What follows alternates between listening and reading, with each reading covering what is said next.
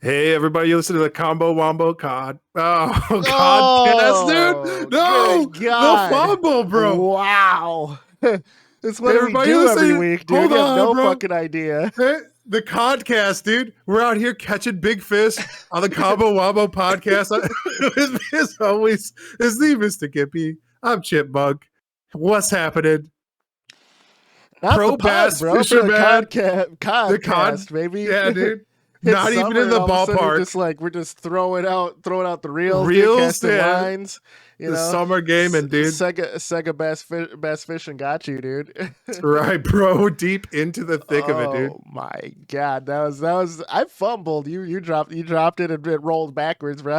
Rolled down the hill and exploded, dude, in a spectacular fashion, man. Oh my! That's God. what we're about here, man. We just picked it up and Just kept pick it going up. with it, dude. Just running. That was like dude. that was like a full on, like, knock the ball out of the court, but then I like jumped back out into the, like, outside, like threw it back over my head for you to catch it, like Kareem Abdul-Jabbar, throw up a three. No big deal. Just another day at the office, Just man. sky hooking it for the pod, for the people. For just doing what we can do, the best we can do, man. Yes, sir. Gotta say, man, I said this earlier, but the cut's looking fresh, dude. It's clean, man. You look like 10 years younger, bro. I'm I an old man. forget you have a baby face, you know? Yeah, I'm just a baby, dude. Yeah. Yeah, I got a little. The beard tricks everyone. It tricks everyone. Makes me think I'm wise beyond my years, dude. It gives me a false sense of wisdom and braggadocious, dude. Yes, sir. It adds a little mystery to it, dude. People are like, what's going on, dude? This guy has a beard. Like, he's clearly cultivated a certain look. He must have some knowledge. Right. That's why. Once the beard starts graying, dude, no one's gonna question anything you say. Yeah, man. It's already started, man. It's already begun. I don't believe it, dude. I don't believe it. It's got quite a bit of grays going on, but Damn, it is what it is. It either goes gray or falls out, and it happens. Does a beard fall out? I feel like a beard on men is what you have. Like that's it. That'll be with you to the day you die. Yeah, exactly. Like if you can grow it. Right, for sure. Like Socrates had no hair on his head, but then was just beard to the max. So yeah, man, that's what they say. Like if you're going bald, shave the head, grow a goatee, look like a badass. That's the move. That's what they say. Yeah. Or grow a mustache and be a pedophile. One of the two. Jeez, grow a mustache and become a cop, dude. Yeah, that's what it is. Same thing. Get a little handlebar mustache. I like how you let that sit. Yeah, let it simmer, dude. Let it stew up, dude. So what's new, bro? Gotta say, good. Chip and I hung out today with C Squared, who's formerly Hard on the Table, formerly Big Papa. AKA Big Pappy. This man is going to be a fucking Prince in a little bit, dude. I'm just gonna. Man's got more aliases than Capone, dude. right. This man has crimes in different states, dude. He's got hoes in different area codes. For sure. But yeah, shout out. What's the old joke? He's like, I'm Frank and I'm Ernest. In New York, I'm Frank, and in Chicago, I'm Ernest. Is that a joke? That seems like a real thing. But yeah, dude. Shout out to C Squared coming out. We did 36 holes of disc golf today. It was good times. It's a lot, good man. Times chilling. Yeah, it was a lot. So some cool apps, man. I was surprised at the science behind it. Yeah, the game's done changed, man. You guys were being pretty strict on my stroke count there, dude. It was nuts, dude. I play for keeps, brother. Yeah, I don't even keep count, dude. You're like, how many is that? I was like, as many as it took. Like, that's not good enough, dude. I'm like, oh, dang. Right, all right, then. Right. Play for real, dude. Play for real. For sure. For the championship cup. Do you get 3D print a disc trophy? I'd have to mail it to C Squared, too. he took it today. That's all right. But yeah, man, it was good. It's good chilling in person. It was beautiful day. It's gorgeous out there. Slight breeze. Great courses out there, dude. Yes, sir. Yeah, it's awesome. It's like we did about like 5 miles of just walking around. Yeah, man, it's what it is, man. It's what it is. Yeah, I see you got the miniatures behind you too. Are those new? No, those are still just chilling. Same place. Okay. I don't know. I've been thinking about putting them away because I've been pretty lazy. Just about. I've gotten to the point now, right, where like we're back in summer mode. So like I was doing it. Yeah, I was doing a bunch of like VR stuff for like just messing around with demos and stuff. And I was like, all right, let me build out a workflow. So I basically got the workflow like tied down. And I was like, all right, I could start like starting to make like a pretty high end, like graphic fidelity wise, like VR demo for myself just to play around with. Sure. And then I started like getting into that and I was like, damn, but it's like really nice out. So then I started like thinking about like even painting the miniatures and stuff. And I was like, because it's, you know, spring, I was doing a bit of spring cleaning out. So I was like cleaning out stuff and I was like, all right, I should like just box the stuff up and put in like my storage unit. That way, like when I want to do it, I can just bring it out and do it. Otherwise, like I feel like it's just taking up like real estate in the back of my mind. Like, oh, you're not painting these minis though. Yeah, right. That's the struggle, man. That's the struggle. It's never enough time. Yeah, today's disc golfing was like my first real big outdoor activity. I mean, I went with my 3-year-old last Sunday. Or no, last Friday. Sorry, last Friday. We did like a couple of holes on the course we were at, the second course we went to. That was a good time. He was having a good time, you know, just running around, just being a kid, throwing shit as hard as he can. So, you know, it's not often you get to do that, you know? So we had a gang of kids roll up on us when we were on the course. They're like, let us throw those discs. And we're like, we gotta go, kids. It's like, we ain't your parents. Kids. Yeah, go find your parents, dude. Right. It's not my job, dude. You know, has it always been like this, or are there never parents around enough these days, right? Like it's always been this way, man. Okay, all right. It's always, I always to just run free, dude. Free range children, dude. That's the way to be. I guess. I feel like there's too many. I feel like the more new school of parenting is like to like just be like a tiger mom or dad and just like watch over your kids every moment. But I feel like, you know, back in the day when I grew up, you know, you just ran around and like you're up to your older siblings and stuff. There's usually like a teenager-esque level person to like know enough, like if somebody like got like seriously hurt or injured, or like somebody be like, hey, don't do that, you know. See, I'm worried about kidnappers, molestation, all that shit, you know. I'm like, I can't let these kids out of my sight, you know. It's you know, always a possibility, but it's like a statistically insignificant amount, right? You only hear about it because it's so rare, and that's why like makes the news and stuff. You know, statistically, like it's usually like one of the parents kidnapping the kids, like because it's like a child custody situation, right? You know, molestation. I ended up talking about this with Heart on the Table for a little bit for some reason, where I was like, I think as you said, like he has like a bunch of friends who are parents, and like he's like they're worried that they like never go out for themselves because they never get like babysitters, and he's like, yeah, I think they're just worried about molestation. I was like, statistically, it's like usually a family member or a teacher that's gonna like actually molest your kids. Like, it's not gonna be like some stranger on the street like with the candy or something, dude. Like, they don't care. Your kids aren't that cute, dude. Like, let it go. Like, nobody's out there like trying to get your kids, dude. Like, I don't know, but like, you know, you gotta. Unfortunately, there's still the worry. There's always like at every age. I feel like it's apparent like you're never gonna not have that worry for your kids, man. Shit, man, I'm 33 years old and I'm looking at a dude going, "Is that man trying to molest me?" You know, I don't know. Like, I don't want that. Why are you trying to give me a free energy drink? What's your real agenda, bro? Sure. Shout out to that dude who gave me a free energy drink, though. Yeah, dude. You know what, bro? That energy drink was too expensive, even though it was free, bro. For sure. Let's just get it out there, dude. The Rock's energy drinks, Dwayne Johnson's energy drinks, fucking trash. Avoid it like the plague. Good God. Good. I don't care if that dude's 6'5", fucking 340 or whatever the fuck he is, dude. If he's mad at me, fuck that. Your energy drink sucks ass, Rock. You think like his taste buds are just fucking gone from? Dude, it would be more pleasurable eating ass than drinking that energy drink, dude. I feel like ass has more of a like pleasurable taste than that energy drink, dude. Do you think he like actually tasted it to like sign off on these flavors, dude? Like, or did he just like? Somebody had to, right? At some point, they're like, I guess it's not a part of his workout plan, right? So he wouldn't have tried it. So I don't know. I've seen him like chug it like on commercials or whatever. But like, I don't know, man. Is it like a stunt can? Like, is that the first time he's drinking it? It's water. Yeah, dude. Like, you might not know this, but like, back in the day, back in the 90s, protein supplements used to be fucking terrible. Like, they used to taste like straight ass, dude. Like, because they didn't have like artificial sweeteners and stuff figured out yet. So it was kind of like you're getting like the raw processed like whey protein from the factories, and like it tasted so bad, like it would test your gag reflexes. So you'd just be like, oh, you're just like chugging things out. So maybe his taste profile is completely gone from all the horrible like supplements from the 80s and 90s. because I could see that, man. Like, especially if like all you're doing is eating clean and like all you ever had was like horrible supplements, and now like you're like onto better like supplements with like, because like new way, like I was always off of protein because I had it back in the 90s. And I was like, this is horrible. Why would anyone drink this? You know, because like my older brother was like into weightlifting and stuff. I was like, dude, I'm not drinking this garbage. And so like later on in my life, I finally like, I was like, oh, let me try this protein supplement. It's going to be nasty. And then I drank, I was like, this tastes like a chocolatey milkshake, dude. This is crazy. Because like I remember the old shit that was like horrible, but it turned me off protein powders forever, bro. Yeah, I'd say like you're right. Supplements and stuff have gotten better tasting. Like I remember going for like when I was a teenager, like muscle milk. Like that shit was delicious. I'll fucking stand by that all day.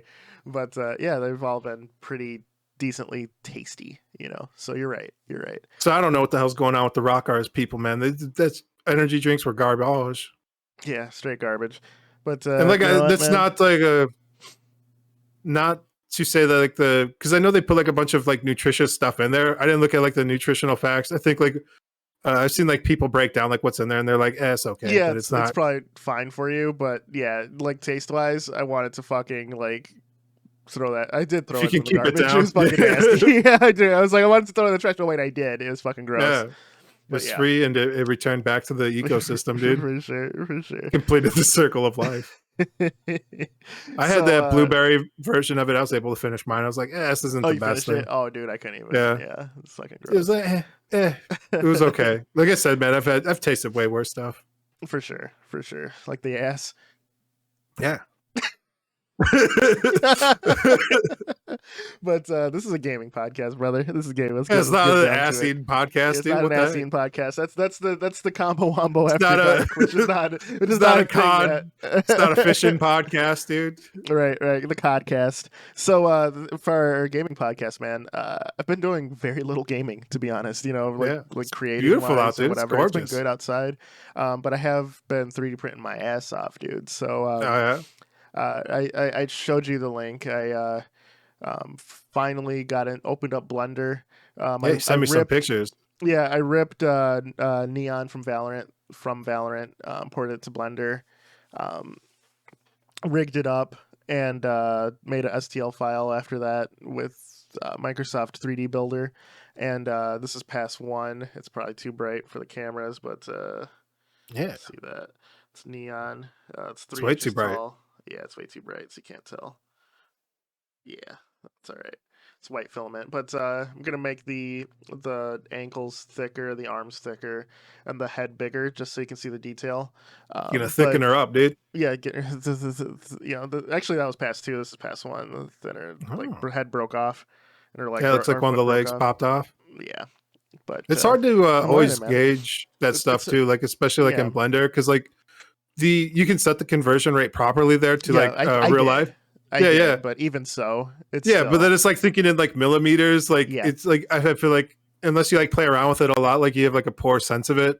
Like, at least I've noticed it for a lot of stuff. I definitely have a poor sense of Yeah, it's just something you gotta practice with, man. But you're making a lot of progress. Like I was impressed. I was like, hey, man, you're doing it. Yeah, did you ever spray paint the other project you had going on? Yeah. Chief. Oh, dang, Chief. I need to just do some touch-ups, but yeah. This was the big reveal, and you like you buried it. You're like this next podcast. You're right. Yeah, I thought I revealed it. No, you know what? No, I revealed it on my stream actually. So, yeah. So what about the podcast? What is it, man? Describe it for the. So this is actually my Spartan from Halo. I typically go with the salmon color. So this is the Halo 3 Spartan armor. Mark IV helmet. My purple visor that I have with the MCC, and also any other Halo that let you actually customize it. I might need to do a touch up here, a couple touch ups there, but I'm really happy with it, dude. It turned out well. Clean. Yeah, thanks, dude. Touch ups here too, but this is all actually acrylics, so I used acrylics for that. Nice. So, so it worked out really well. So what'd you do? Hit it with the sand base coat with like a primer?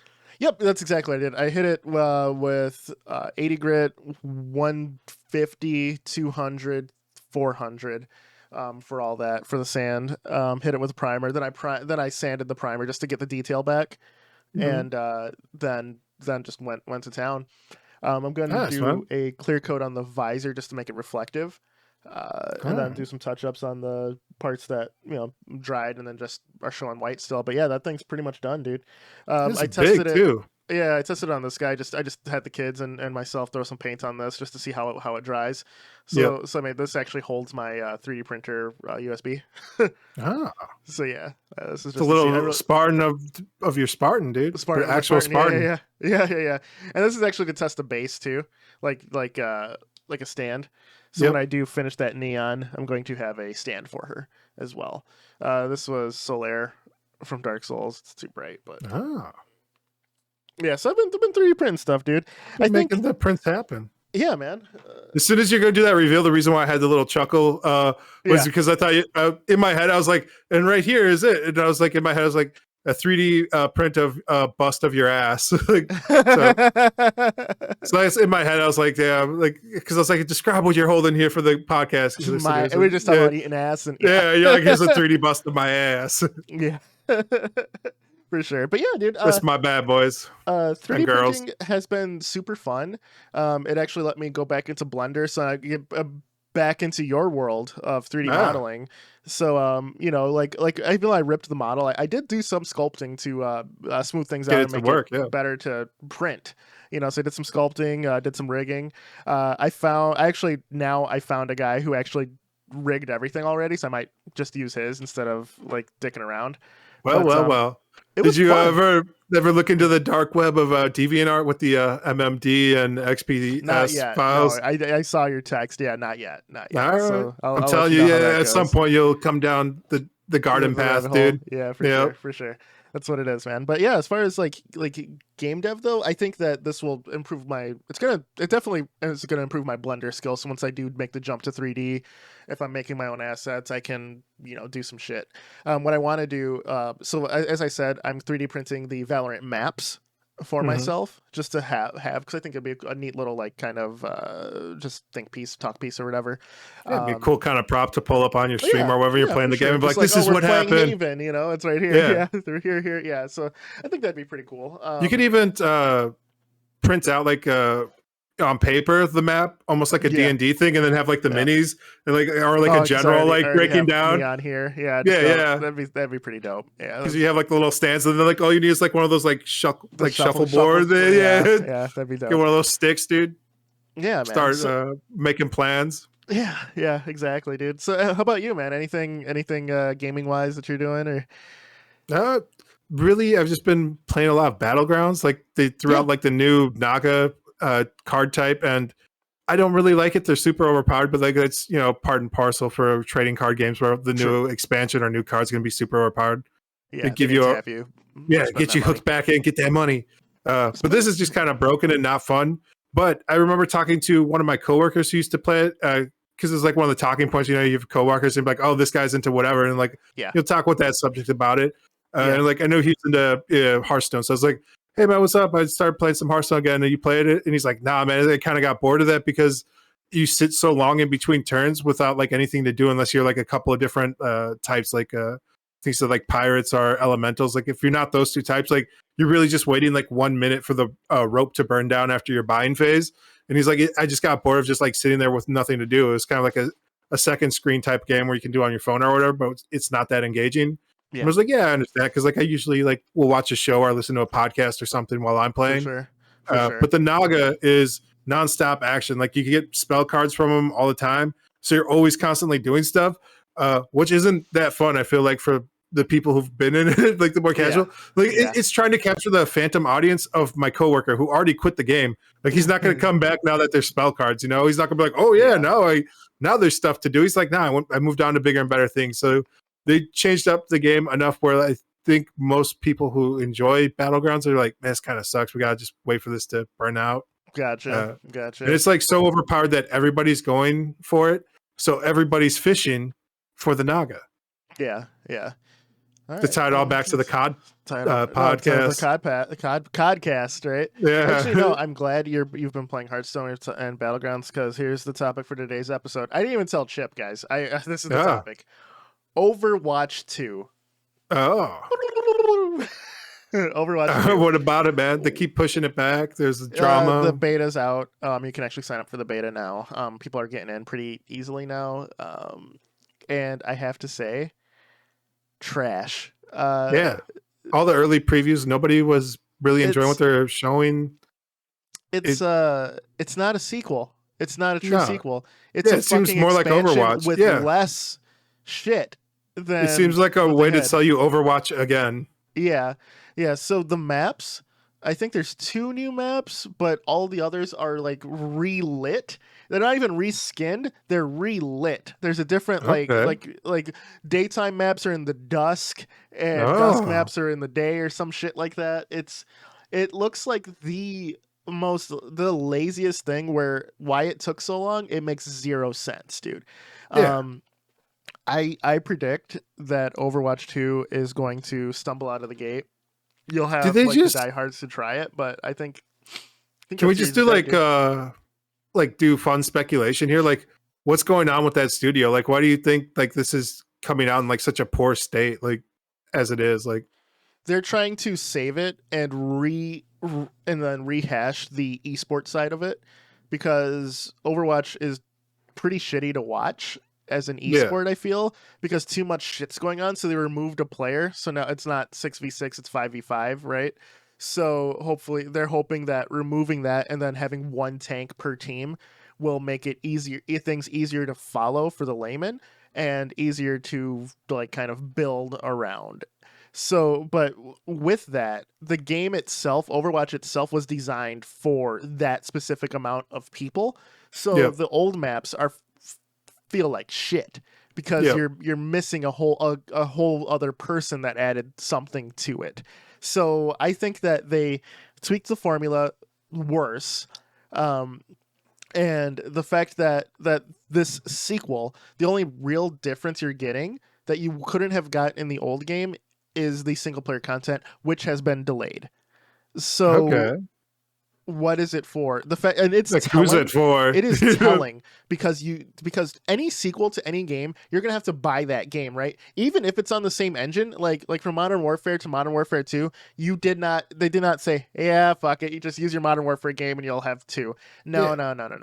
For Overwatch, it's like, if you're already on Overwatch, you own Overwatch 2. You can pay for it and we'll unlock some more shit, but it's the same fucking engine. It's the same fucking base assets. They essentially modded Overwatch 1. This is a fucking retail mod that you're playing. But that being said, right, Blizzard is phenomenal at expansion packs to their games. Expansion packs have fallen off of in vogue for quite a while, but they created some of the greatest expansions of all time. Brood War, Lord of Destruction, just shit like that. Like, for what Blizzard is known for, that they did well, this current iteration of Blizzard is doing everything that old Blizzard did well and just doing it just as bad. As well as they did, these guys are doing it on the negative end as well as they did in the good. They kind of had like several like huge brain trust drains over at Blizzard too, where like a bunch of people have left the studio. They've been Activision joint venture killed the studio. Yeah, I mean, you could say it was kind of already on the way out with that though, because like a lot of people got like payouts when that happened. Like a lot of high level like executive teams, a lot of concept artists, a lot of design people, a lot of like story writers. They're like, oh, we're just gonna get paid and leave. We'll go to like work somewhere else or work for ourselves. There's, like a lot of small indie studios, like was like Torchlight 2, some other people. Path of Exile. Yeah, Path of Exile like had some former Blizzard people. But yeah, man, so they just kind of like went to bigger and better things, or they just retired, man. They got serious burnout. With this game, it does feel like a retail mod, and I was talking with the C Squared about this as well, where Blizzard is such a big company where if the game isn't making money, because we're talking about in regards to Battlegrounds, we're like, how come like this kind of expansion isn't that great? It feels like they just kind of recycle a lot of stuff. They're not really producing new assets for it. And he's like, yeah, if they're not generating like serious money, they don't care. Like, the same problem with like Disney, when Disney dabbled Heroes in of the video Storm games as well. Yeah, Heroes of the Storm, they just killed that. They're like, and I thought Heroes of the Storm was really good.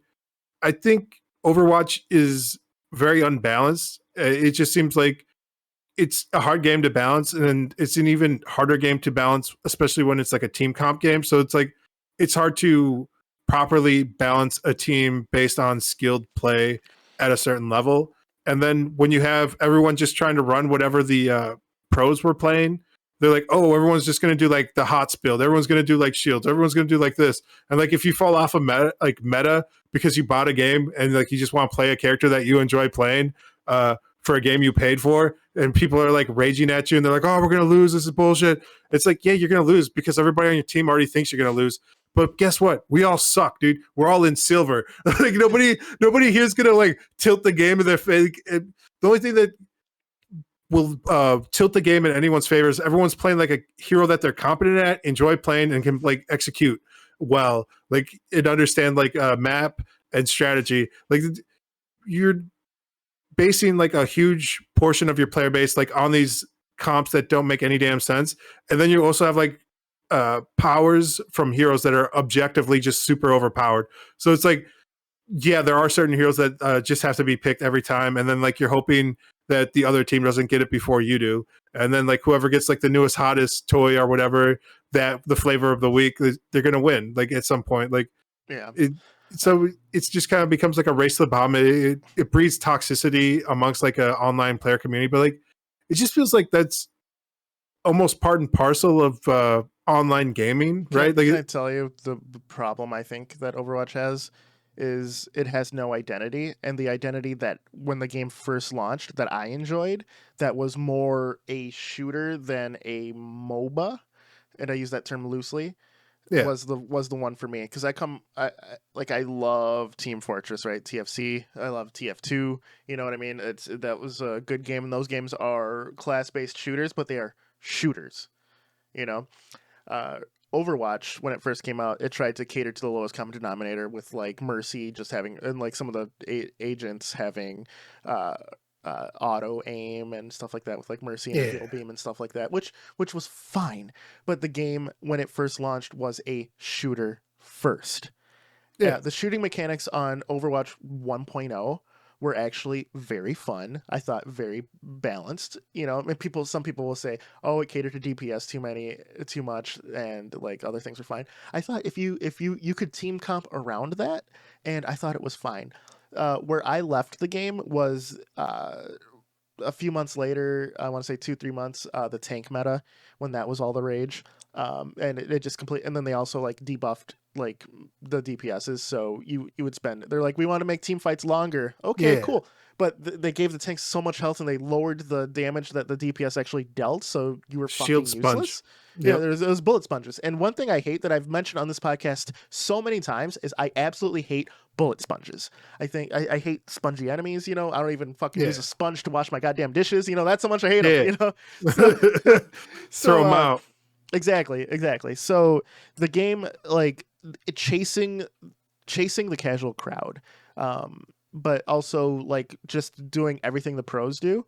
The game lost any kind of identity it was building, and it doesn't know what it wants to be. It really doesn't. And with Overwatch 2, it just seems more like reaching to me, and I can't see how this is a win.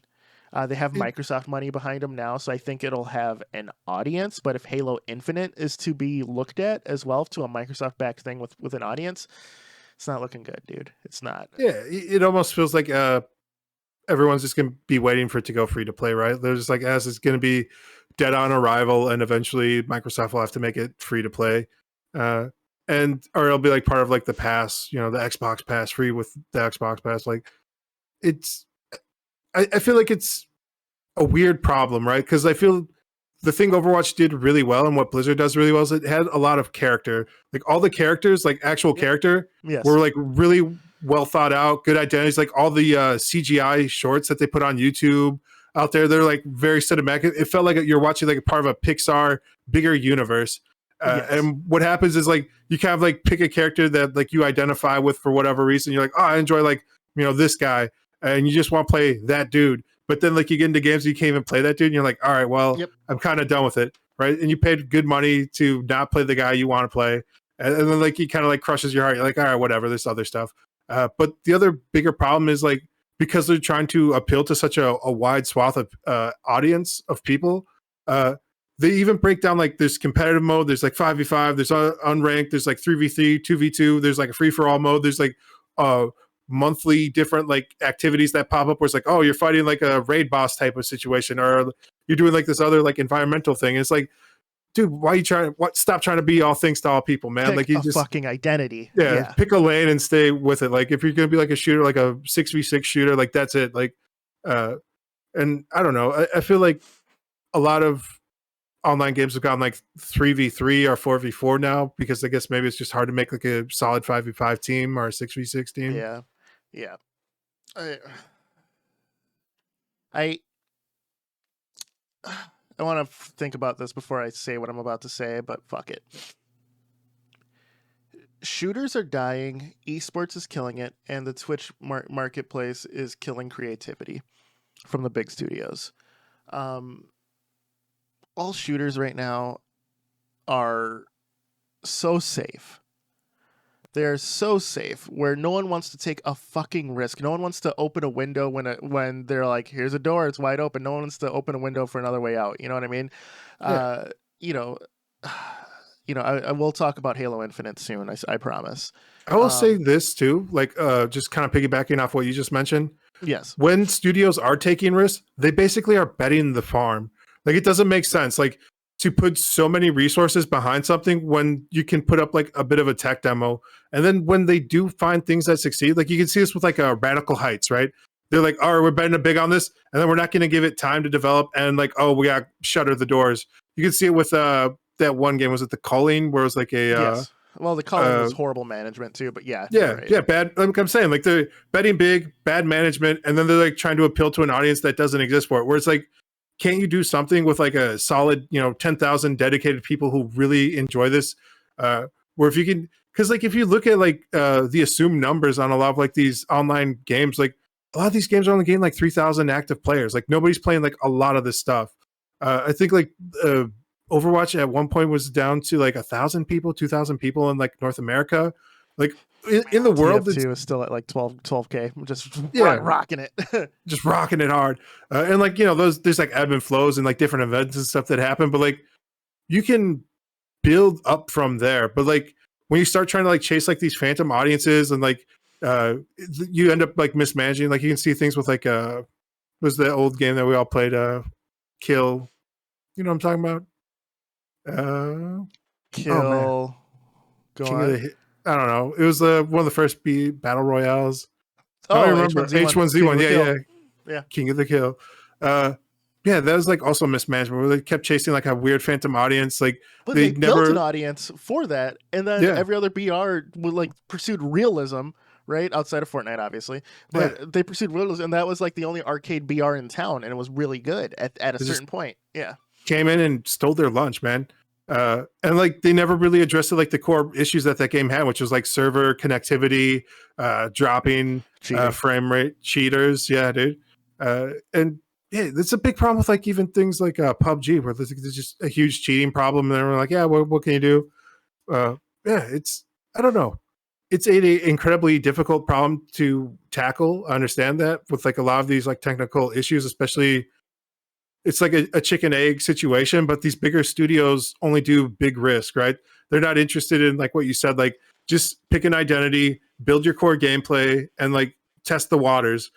But they're like, if we do this, we're going to shutter the entire studio, like it's dead, like it's done, like it's either mega hits or just bankruptcy. Like it's no way to run. There's no in between. There's no successful game. We'll make another one, right? There's no we'll iterate on it and build upon it. There's none of that anymore. It's always all or nothing. And if it's all, it's going to be the exact same thing of every other game that you've played. Like dude, Overwatch 2 it's definitely not a sequel. It feels like the exact same game. Some of the maps are the exact same maps, just rebaked. And I don't know, man. And then looking ahead to the future, dude, outside of some single player experiences or like with co-op, I think my favorite genre is dead. At least to me, dude. The FPSs. Like people will come out and go, oh hey, there's Apex killing it. There's I can't think of other shooters off the top of my head right now because I'm so pissed at Overwatch. It's all about Apex. But something like that. Fortnite. Sure. Yeah. Well, that's third, but yeah, I know what you mean. But it's a shooter. You're right. Apex Legends is killing it, but I don't want to play a BR. It's the only, like, when that's your only option, it's a game type you don't want to play. It doesn't become an option anymore, right? It's like, it's like I want curly fries, but I only have like regular fries, right? It's like, it's close, but it's not what I want. And I don't know what fixes it, dude. There's been really good FPS single player experiences. The Metro series, Doom Eternal, Deathloop was a fucking banger, which was one of my picks for the top 3 games of the year. But as far as multiplayer, man, I don't know. I really don't. Halo Infinite with no support, which we will do a full episode on, I promise. It's dead to me, man. It's hard for me to even say that, but it is.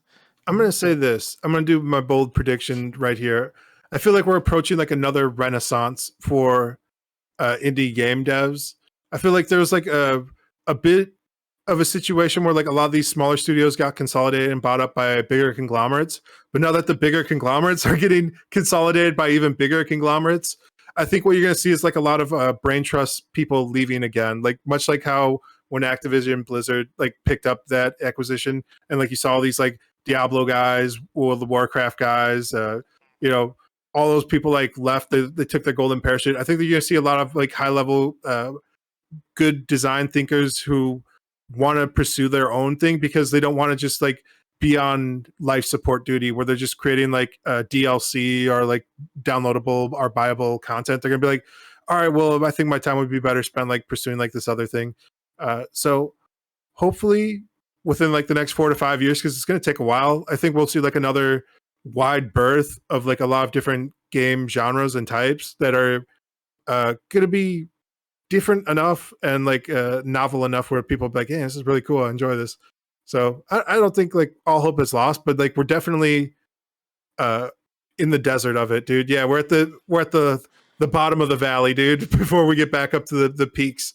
But the highest highs are still there for us to like go back and play. Like always like crank on like Quake Arena and enjoy that. So there'll always be somebody out there telefragging kids, dude. That's true.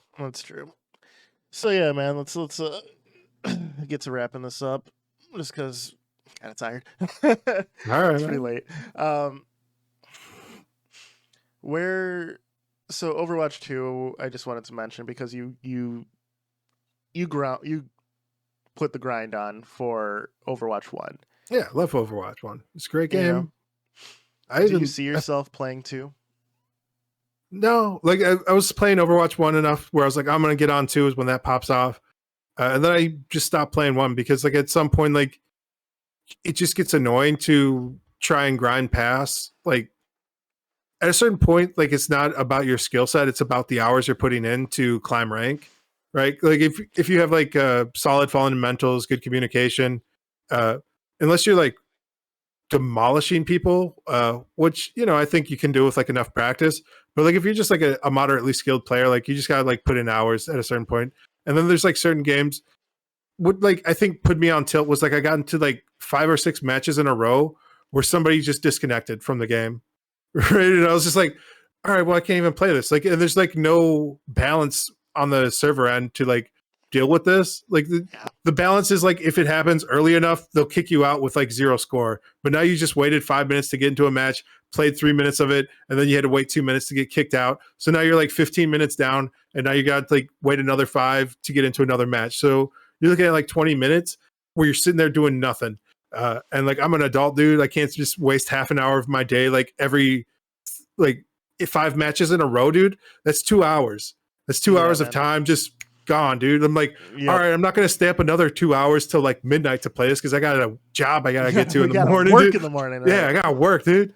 So I don't know. Yeah, like my time is becoming more valuable as I get older. So I'm like, any game that doesn't have like good matchmaking or a good way to balance like people disconnecting, like I have less and less time to deal with it. And like, I don't know the solution for that. I know like they're working on better AI to like replace players and stuff. Like if they disconnect, even like, so, I don't think AI will ever like truly beat, because there's something about beating a real human that you can't replace. Well, it's like also being able to like issue like on call commands to other people. We're like, hey, we gotta defend. Everyone group up. You know, like maybe some simple things like that they'll be able to like figure out at some point. Like it seems like things are going more that way, but at what point is it just like you and a bunch of bots versus like another team of bots? You know?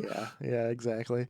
So just to wrap this up here, right now we are in a point where the big franchises are all kind of putting out shit. Battlefield 2042, shit. Halo Infinite started off very promising. You and I both picked it as one of our favorite games of 2021. Yeah. And 6 months later, there's been no movement on the needle for that. Hey man, to be fair, we did put the caveat of like, for an early showing, we really loved what was there. And then we're like, they said the official release is like 3 months from now. You know, and then like it just kind of like was lackluster. Yeah. And that's okay, man. Like, I don't know. It is what it is. It looks beautiful still. It's, you know, still Halo. There's a lot to be desired though, you know? Yeah. Call of Duty has been the same iterations for a while, and they're actually skipping this year, and there's gonna be a new Call of Duty next year. So I think we'll see. But you know, they're all about Warzone right now. So will there be iteration or innovation? Probably not. You know, I can't think of any other like big tent poles. But the old guard was gone for a while. You know, there's been no Quake, no Unreal. Counter-Strike is kind of its own beast, you know, and I just want a new game. I don't care if it's console exclusive, if it's PC, if it's crossplay. I want a new game to take the reins, man. I want a new game to come up and do something unique. You know, really capture my attention. And about Splitgate, dude. It's not Splitgate. Splitgate was fine, but it's not Splitgate. Splitgate's fun, man. I don't know. It is fun. It's fun, but it seems I can't put my finger on what that game's missing, but it's missing something. I think it's an identity issue as well, because it tries to be Halo. Just the aesthetic look, right? Yeah. Well, I mean, the one of their weapons is a straight up battle rifle, dude. Yeah. Like, you know, there's something about it. I don't know. Maybe I'm old and I'm a hater, but there's something wrong, man. There's something in the milk ain't clean, dude. Yeah, and like I don't know, like again, like I don't know what it is. I can't put my finger on it. But like I played it and I enjoyed it a lot when I was playing it. But like it never like had that thing that like pulled me back in to want to play more of it. Here's the big test, right? When you played it with all the boys, right? Yep. Did you have any desire to play it by yourself? No. Yep, that's the key. That's the difference between a good game and an okay game, right? Or I'll even give it good. I'll say good, but between a good and a great game, right? Great games you will play by yourself without friends. Good games, the more friends you have, the better, the more fun you're having. That's a good game, you know. So it was like with the. I felt like that about Valheim, dude. Remember Valheim? I played that by myself. My wife absolutely loves Valheim. She has 200 hours. Nobody else was playing it, so then I fell off of it because I was like, well, I'm building all this stuff in my little Viking world, and nobody's around to see it. Did it even happen, bro? Right. And then I was like, I guess this is done. Yeah. I just wanted to raise wolves, dude. I just wanted a wolf raising farm. Quite a bit by yourself, right? Yeah. But then, like, because nobody else was playing, I stopped playing it. Yeah. And I think it was the opposite with Minecraft for me. Like, everybody else was playing it, and then it's like, I'm not going to play this by myself. And then eventually everybody else kind of fell off of it. I was like, I don't know. But, like, I almost want to go back to Minecraft. I feel like it's a good game, you know? It's a great game. Yeah. I just don't have enough free time, dude. I feel like that's my biggest problem with, like, those kind of creator games where it's like, you know, like I don't even have patience for like a broken matchmaking, bro. You think I got time to like build like a fake world? We both create games. Our hobby's literally creating a fake world, but it's different, right? It's not like this is the fake world that we made, and this is not a fake world. I'm an owner operator of my fake world that I create, exactly. dude. That's it. I'm not creating free content for Microsoft, dude. That's who owns Minecraft, dude. Look into it. No, I know. But yeah, man, I think that Overwatch 2, I think it's doomed. I don't even want to say nice try, Blizzard. I think the next game that outside of that is Diablo Immortal and Diablo 4. I feel like they haven't really been trying. I won't even say nice try, dude. If you just look at like across the board, like any game that isn't generating a lot of money, they just don't put resources behind. And that's every big company. So you're already on like a small team up against like the big acts too. They're like, all right, guys, figure it out. Try and make like a huge Ted pool with like a limited budget, bad scope, no direction. And then we're also going to like change shit up on you every 3 to 6 months with whatever's hot and trending. And we want you to do that. And then like half that work we're going to scrap because we decided to change directions, boys, because we got a new middle manager. So it's like, you know, so I get it. I find like, you know, it's amazing any video game gets made at that scale with like that big of a company. Yeah. There's too much money involved to not get made, I feel. Yeah. You know, but but like you said, like, you know, I'm just trying to differentiate between like saying like this was bad executive level decision making. This isn't a knock on like any of the people out there like working on like the assets, the art, the story, the character design, all the team involved. I don't blame them for this being a shit product. Like we're not trying to shit on anybody there. No, of course not.